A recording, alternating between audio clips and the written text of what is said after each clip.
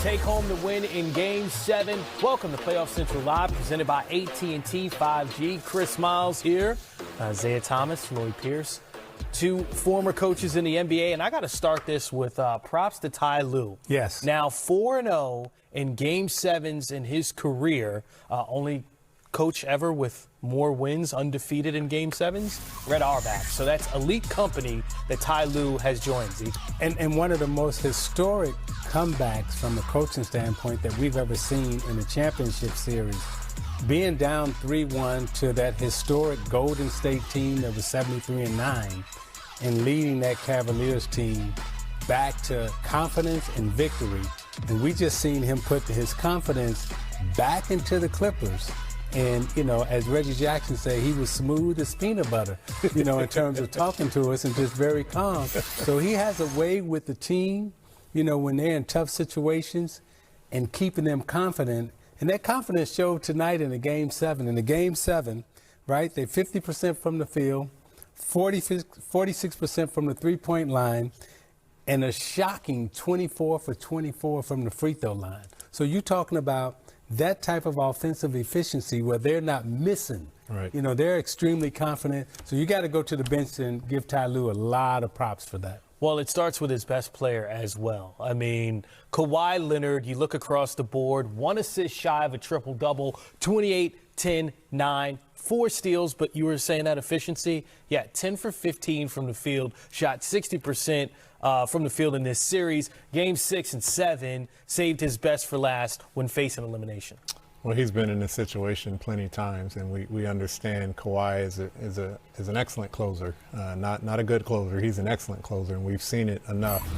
But I thought today the difference in how Ty used Kawhi, he was essentially their point guard, and you saw him initiate a lot of the possessions in this game. And so we know he's an efficient scorer. We know he can attack the rim as he's doing here, going by, you know, Boban. But to put the ball in his hands, to start the offense, this is probably one of the most complete games that I've seen out of Kawhi Leonard. Scoring efficiency, crashing the boards here for an offensive rebound, second chance opportunities. But the 9 assists, you don't see that often in the Kawhi Leonard stat sheet. And I think that's where we saw tremendous production from guys like Morris, guys like Luke Kennard and Reggie Jackson. Their games was elevated because of what Kawhi Leonard did and the attention that he brings on the offensive end. And on the other side of the ball, I mean, we got to look at Luka Doncic and what he did, despite the loss being what it was. And it was a close game through 3 quarters. But Luka, 46, 14 assists, 7 rebounds. Those 46, 1 point shy of the NBA's record in Game 7s held by Dominique Wilkins and Sam Jones. That's just incredible.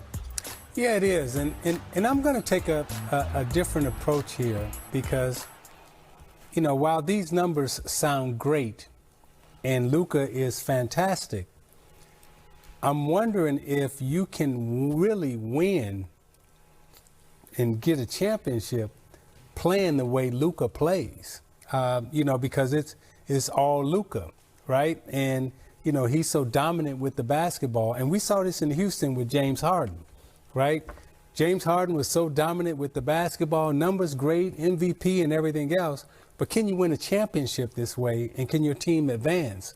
And, you know, while the numbers look good for Luka, can you actually win playing this way when everything is just centered around Luka, Luka, Luka, Luka, Luka?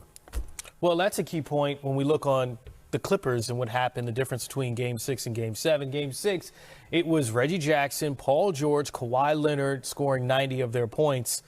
It was a different story in Game 7. You look at Marcus Morris knocking down 7 3-pointers. You look at Terrence Mann coming off the bench to score 13. Luke Kennard with 11. Nick Batum also with 11. It was a more complete effort by the Clippers. Well, I think his point's valid. It's 22-6 advantage for the LA Clippers off the bench. And so when you start there, who else can come in and impact the game? Obviously, scoring is one area, but that's a huge area. Yeah. And if the Dallas Mavericks are centered around Luka and the ball dominance of Luka, it is going to be hard in a game like this. Yes, he scored well, but who else was able to impact the game? And so I think that difference, 22-6 advantage, Clippers bench, but the other advantage was 30 to 22 in terms of assists. And so Kawhi's tremendous game, running this team, getting other guys involved, and they had guys step up, but those guys were empowered to step up, and that's why they had tremendous production from the bench and with the assists. Yeah, I think, you know, using Luka the way you use him, again, he's great, you know, one of the best players we've ever had in our league. But you got to get him off the ball sometimes, and you got to give others a chance other than just catch and shoot. You know, you got to be able to – it's a team game, and the numbers say that he plays team basketball, but the numbers don't tell you how much he's really got the ball all the time. And like I say, we've seen this with Harden, you know, in Houston, and I just don't know if you can win championships this way. Quickly. Is it a coaching issue? Is it a front office issue? Do they have the right talent on the team? Like, why is that happening? Well, it's always a system issue, right? And we've seen Carlisle. This is the first time I've ever seen Carlisle use a player like this much, where the ball is just always in his hand. Carlisle is usually, you know, everybody touches, feel it, moving basketball around. But Luka has been so good and so dominant, you can't argue with the numbers. The analytics going to say we're wrong, all right? But from a winning championship standpoint, I'm going to say analytics is wrong. You have to find another way to play and win championships if Luka's going to be your dominant player on the team. Yeah, I think at this stage of the season, especially as you advance further in the playoffs, the greatest challenge is how do you find easy baskets? Everyone's going to know what you run. You're going to try and attack matchups as often as you can, and you're going to put the ball in your best player's hands. How do you find easy baskets? And sometimes getting the ball out of a guy like Luka's hands, getting the ball out of a guy like Kawhi's hands, and letting some other guys feel empowered, but create some easy baskets because they're not getting double teamed. They're not getting the defense shifting over to them. They're able to play a little freer. And so, you know, the system, yeah, you got to put the ball in Luka's hands. He's a dominant player. He's a top performer in this league. And so you are going to be better the more he has the basketball. But you also have to find that balance of how do you empower other guys and how do you find easy baskets to avoid the blitzes and the double teams and the crowd that Luka's going to face for 48 minutes. And we saw that with the Clippers. Kawhi Leonard had an excellent series, but Reggie Jackson averaged 15 points per game for the Clippers, who win in 7. We'll get started with Law. You can go, Law. Reggie, I saw in the third quarter you took a hard ball, had to shake it off, and I saw Razan was trying to clap and telling you, you know, stay in it, stay in it. What was going through your mind during that period, and how did you come in and close this game the way you did? Honestly, I thought I got fouled on, I think, the Bobby block, so I'm a little frustrated coming back to the bench. I've loved having Rondo here since he's gotten here. He's definitely always in my corner. He's on me. He's making sure I stay as locked in as possible. I like to try to pride myself on being able to move to the next play, but times that I'm not able to, he really just kind of holds me accountable. Like I said, he harps on me. He's like a big brother. Now he's been great from that stance for me, and just learning from him. Us learning from him, us, you know, seeing his dedication and what he brings to the team. That's amazing. And just fortunate enough that we all stayed locked in and find a way to get a win. Thanks. Go over Kahari. Hey, what's going on, Reggie? You all had 7 players that scored in double figures. Can you just elaborate on the way that everyone was able to step up tonight? I think it all started with, you know, with Big Dog, with Kawhi. Kawhi, he came in with a mentality that he was going to take this game today. He was going to come in and lead. He wasn't going to be shy about his play at all. And he really got it going early. And then once he got it going early, you know, guys have to load up. The defenses have to change the coverages. And everybody just stayed prepared. You know, we were, I think, the best three-point shooting team in the league. We haven't necessarily shot it particularly well in this series. We think we have a lot of looks that have been in and out. But we were fortunate enough to get them to go in on our home court today. But I think I think Kawhi did a great job of getting it going for himself early, and then welcoming the double, triple teams, moving the ball and allowing the rest of us to eat on the backside. So, hats off to him, hats off to everybody for being ready, especially my man from Duke, Luke, cool man, playing special. It's been great being my second playoffs with him, being in the playoff in Detroit now, seeing him just mature and being ready for the moment. Him and Terrence were special for us. I mean, you can name countless name guys. We was fortunate enough to see Marcus make shots today. Batum, especially what we asked him to do defensively. But T-Man and Luke, for their minutes to fluctuate the way they have throughout the season, not necessarily always playing in this series and come in and play big minutes, not being afraid of the moment in Game 7. Hats off to them. It was special. And, there's just as much part of this win as anybody. So we're thankful for them. We're thankful for what we were able to accomplish. We played a great team in Dallas, and just fortunate enough to get the win today. Thanks, Reggie. That's all the time we got with you. As we discussed before, the bench and the other starters stepped up. Nick Batum with 11 points in this Game 7. We thought I just want to say something about Rick, who just passed away. From Luke Kennard to Luka Doncic. Luka, 46, 14 assists. Kawhi and PG, 50 points and 19 assists. Here's Luka in the losing effort.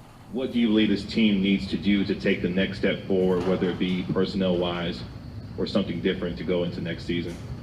I think that's a question you should ask the guys that makes the team, right? I'm just a player here, But we gave everything I think we played great.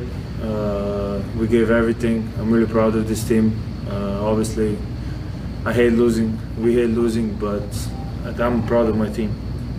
Rachel Nichols. Hey, Luka. Now that you've had a second run through the NBA playoffs, what have you learned about playing in this league at this time of year? There's always you learn, different stuff, but just the playoffs is different than the regular season, and Game 7 is the toughest game, You got to give everything. Today wasn't the result we wanted, but we'll come back next year. Thanks, Luka. Appreciate it. Tim McMahon. Luka, obviously, I know you care about winning, not numbers, but the numbers you put up in this series were ridiculous. What do you think you've been able to prove in this series and even last year in the playoffs? Nothing yet. We've been in the playoffs twice since I'm there. We lost both times, so nothing yet. You get paid to win, so we didn't do it. Brad Townsend. Yeah, Luke. Brad Townsend, Dallas Morning News. Last year against the Clippers, you guys never led in the series. This time you were up 2-0, had 3 games at home. Do you feel like when you look back at this series, you can look back at it as one that got away? You're going to look – every series you lose, then, you're going to think like that, what we could do better, which games we will win. But that's in the past, we got to look forward in the next season and get the mistakes out. Okay, Kyle?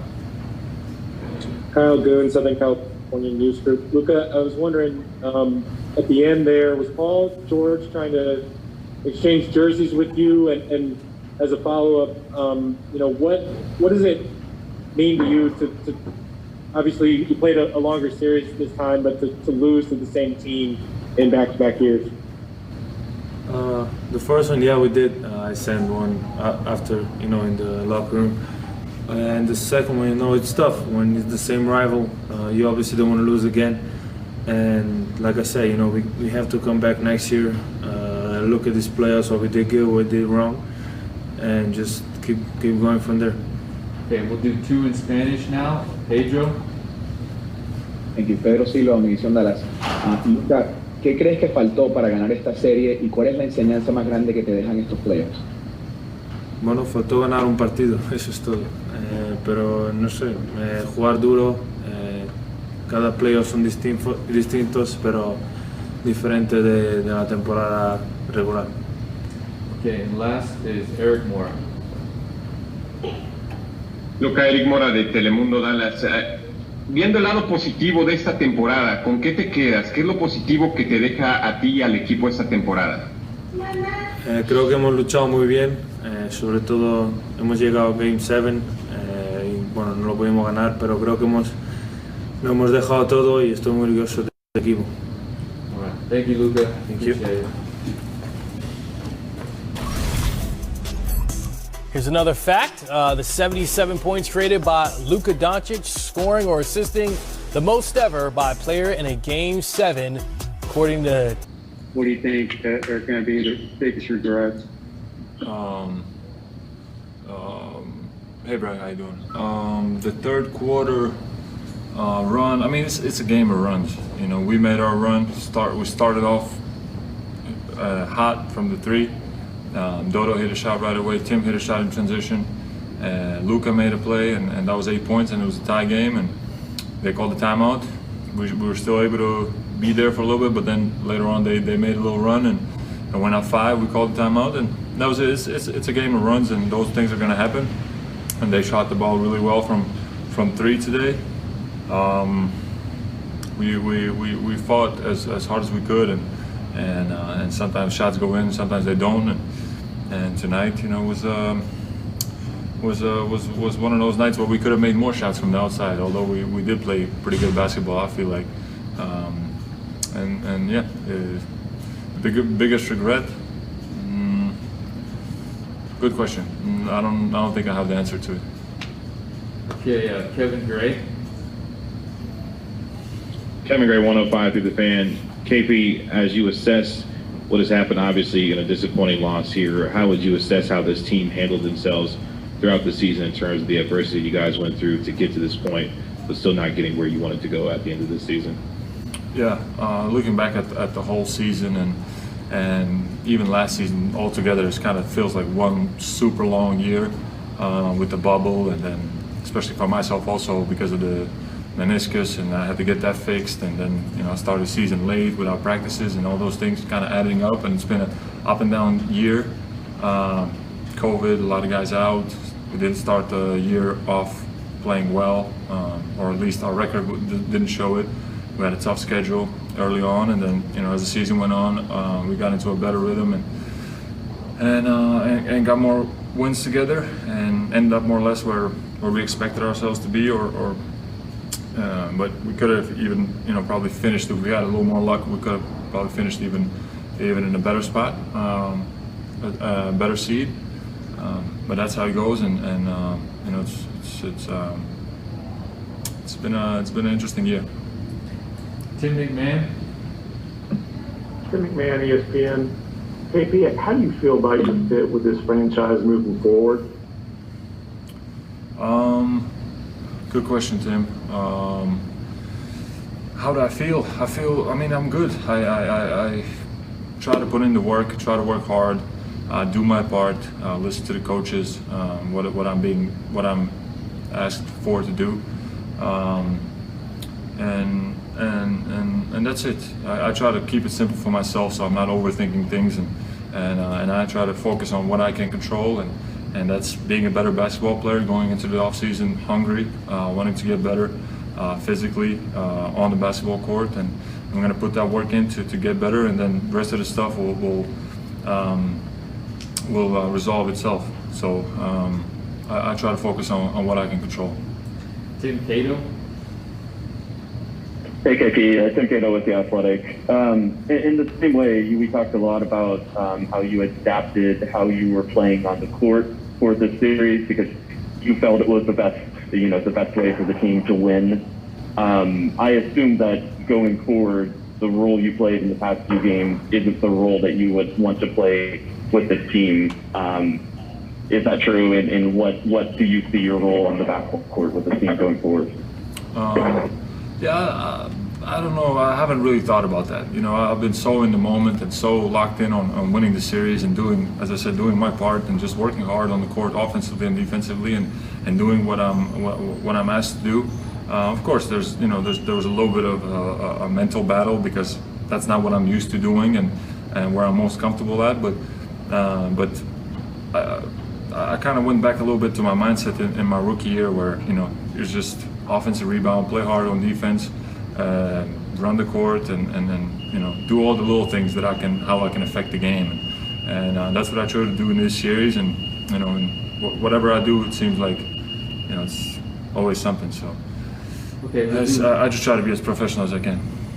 we'll do one more in English and then two in Spanish. Mike Leslie. AP, Mike Leslie from WFAA. What do you feel like this roster needs in order to take that next step? What's the piece that you feel like is missing for this team? Sorry, I didn't mean that about the team, the previous one, when I said that last sentence.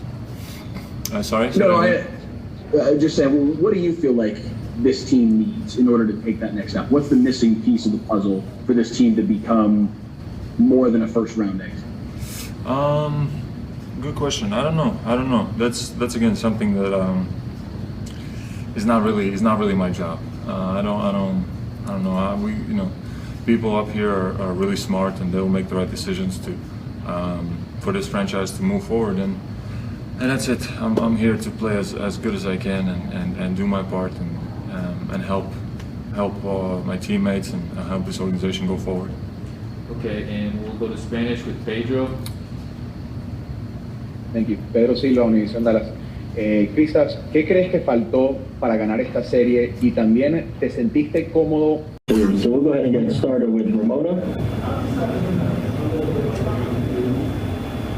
Hey, Ty. Hey, I'm just wondering, just mentally, it seems like you guys never really got, when they got up, especially late in the game, did you need to say anything to them, or were they just mentally locked in all day?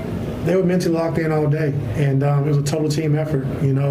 Having 30 assists, in the game 7, 126 points. Marcus making 7 threes, Terrence Mann in the first half. Luka coming in making 3 threes. Nico, the way he started the game. And then PG and Kawhi having 19 assists between the two of those guys. It was a total team effort, man. And Reggie coming up big at the end and making some big threes for us. Like I said, it was a total team win. We won at this moment. It was a great test for us. Making us battle tested going into the second round. So, like I said, it was a great win for us. Thanks, bro. We'll go over to Mark Spears. Congrats, T. Thanks, Mark.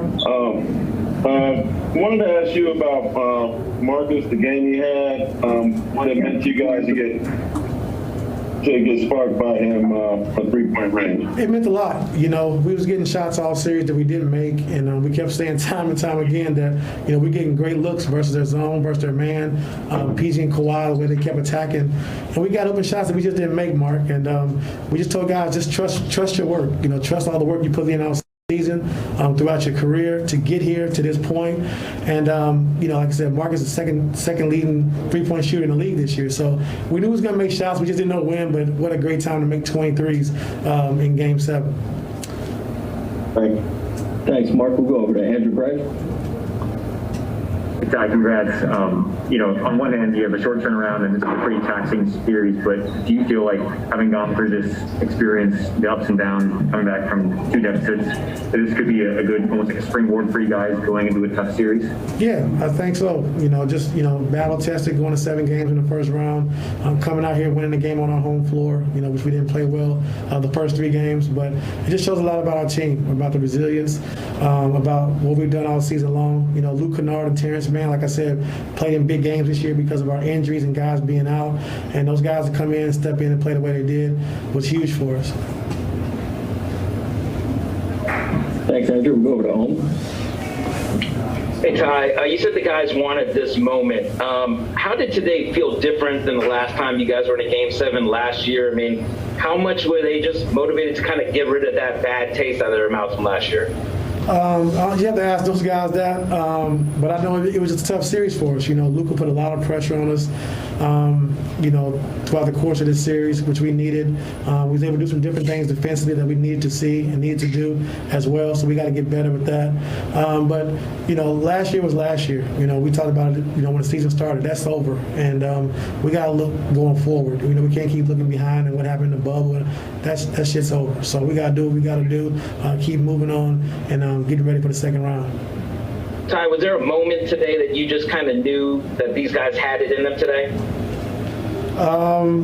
I mean, I guess when we had a walkthrough, guys were locked in and focused, which we've been all series. You know, we had to make a couple of adjustments after the first two games, and we was able to go 4-1 after we made those adjustments. So, you know, those guys have been focused all series long. So, you know, you get down 0-2 on your home floor, and then to go into a hostile environment in Dallas where their fans was out of control, you know, and to come back and win 4-1, I mean, it just says a lot about our team. So they've been focused throughout the whole series. We had to make some adjustments and go from there. Thanks. Thanks. Go over to Law.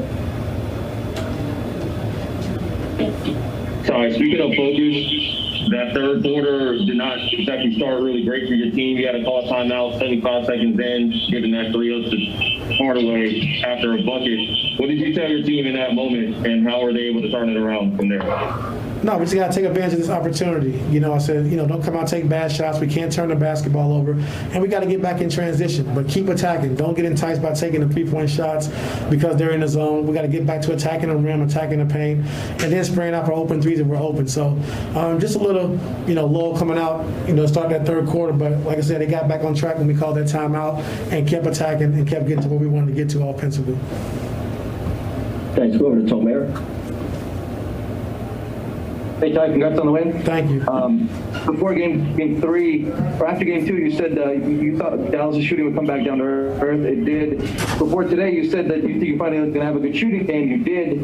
I just want to get your thoughts on Utah. What's going to happen there? What are your thoughts on that series as well? I mean, can we enjoy this one first?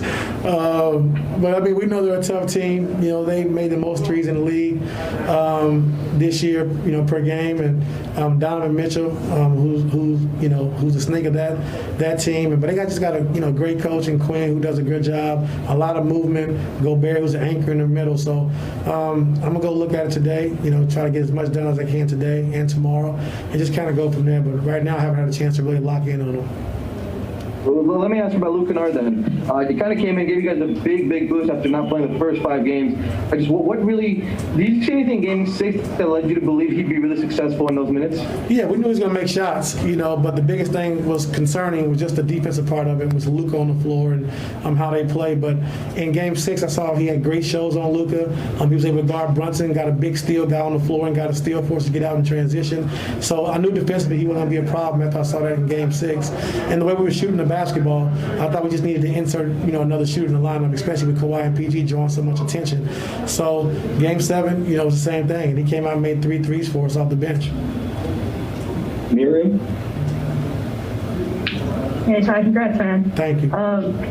Hey, so obviously you guys aren't looking back, but looking forward, and obviously you have a great challenge in Utah, and you have an ultimate goal beyond that. But what would it mean to you guys to kind of get past that second round, to get to a conference finals, considering that this franchise is doing this? No, it means a lot to win and keep advancing, you know, and you know, you play this game, you prep all season long to get to this point, to get to the playoffs and produce. So, like I said, first round was a tough series for us. You know, we've battle tested now going to Game 7. We know we're going to Utah where they have a great fan base and it's tough to play there, but you know, I think our guys are locked in. You know, I think Dallas really did a great job of preparing us for the next series. And we'll take one last one from Vincent. Hey Ty, when you guys were down 30-11 in Game 3, and you guys took that time out, was there any panic in that atmosphere? You talked about how wild the crowd was. You're down 0-2, they jump on you. Do you think the last maybe week or so has revealed some character about this team? Did you learn some things that maybe you didn't know before all of this? Yeah, a lot of character, and I knew because we showed it all season long when guys were out. But like our coaching staff, you know, we did a great job of just staying poised.